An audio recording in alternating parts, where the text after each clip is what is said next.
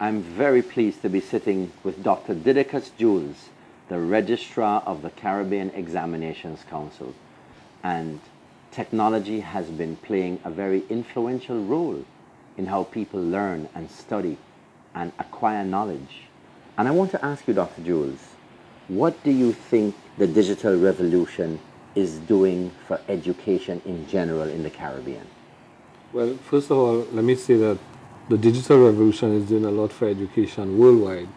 And we in the Caribbean have a huge challenge as well as an opportunity not just to catch up but to leapfrog. And across the Caribbean we have a lot to do to get with that program. But there are pockets of initiatives in different countries that I think have tremendous potential for leapfrogging.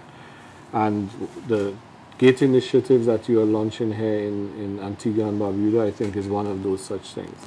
In St. Vincent and the Grenadines, in Trinidad and Tobago, in Guyana, the One Laptop initiatives are initiatives that have tremendous potential.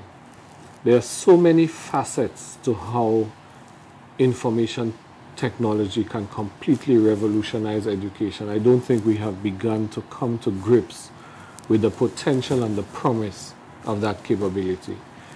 Where do you think we are in the transition from textbooks to leveraging on the textbook content electronically? That is a perfect example of exactly what I'm talking about, because in CXC, for example, we have launched the NotesMaster interactive learning portal, which is a completely free portal available for teachers and students, through which they can conduct very targeted learning and teaching clustered around focus on the CXC suite of certification, all of the levels. But that is not just about putting content out there digitally for people to be able to read and learn or to use for teaching. It also has possibilities of completely changing the paradigm in terms of instructional support. Textbooks will always be there, but we have to recognize that textbooks at this historical juncture worldwide have sort of run to the maximum of their potential. A textbook has a gestation period. It takes about sometimes up to 6 months to a year to write a good textbook. Of course, by the time that textbook is written, edited, goes to publishing stage, reaches distributors, a lot of the content is obsolete. Estimates have been made now that anybody doing a 4-year degree, by the 3rd year of that degree, a lot of what you learned in the 1st year is obsolete. The digital realm provides us with the opportunity to have real-time update of information. If tomorrow they discover a new planet, that can be reflected in our digital content. And that is important because the world is moving at such a fast pace today that if our students have to rely on the old technologies of learning, they're going to lose out because they'll be learning yesterday's facts when today's facts are unfolding in exponential time.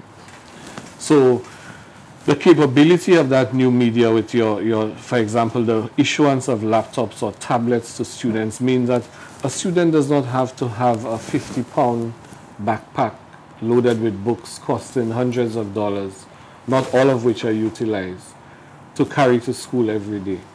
Electronic books, e-books, access to websites that have interactive learning content, not only lighten the load physically, but they also lighten the load financially on parents and governments. And more importantly, they change the whole nature of learning because learning can be more engaging, it can be more real-time, it can be more interactive. And it enables, in a classroom context, teachers to allow students to work to their individual levels of competence while paying attention to those who need different types of support. It also facilitates peer support because there's nothing like using students to help other students to master stuff they need to learn. What it does for those students who know that are helping those who don't know is that it confirms and consolidates their knowledge, and those who don't learn better, studies have found, from their peers, most times, than from a teacher. But let me ask you this. You sit as the head of a body where every year tens of thousands of students are sitting examinations in different subjects, and there's always this commentary about the performance of students. I want to ask you this. Given all of what you have told me over the last few moments, how would you grade the importance of access to broadband internet and a device for the students who we know we need to convert from this analog era to the digital era? Well, it's a complicated thing because we have to contend with the reality of the degree of penetration of the internet and access. The reality of today's world, if we locate the Caribbean in a global conjuncture of competitiveness, is that we must attend to the digital divide, and to the extent that our people, or significant portions of our people, do not have access, then it is not going to be just about those who have and those who don't, but also between those who know and those who don't know. So we have to bridge that divide, and initiatives by government has to take the lead to bridge the digital divide so that levels of socioeconomic status do not affect your capacity to access or not to access. Now, that being said, there's a huge challenge. There's a huge challenge to get our students to engage. I think that students will more naturally engage with technologies than with the traditional pedagogies of chalk and talk, regardless of their background or familiarity. There's a natural attraction that students have to that technology. For one thing, it's more multisensory, because, you know, dealing with computers, going on the internet, engages a wider range of senses than when you sit in a classroom facing a teacher, chalk and talk. So there's a great potential there, you know, a huge potential that we have to exploit. So I have a couple of very... And let me say too that with regard to the performance of students, it might sound strange coming from somebody heading an exam board, but I am not particularly worried about performance from the point of view of people questioning the capability of our students. I know that Caribbean students have the capacity to do better and to perform better. The big problem in education for me is not the capacity of students to learn or the capability of teachers to teach, although that is an issue in many cases. I think these are policy questions that have to be addressed. The problem in education in the Caribbean is that we are failing to teach and to reach our students. We say it rhetorically that every child can learn, but our practice and our policies do not bear this out. The failure that we see in CXC examinations is a result of our incapacity to motivate, to teach properly, and to get these students to realize their potential.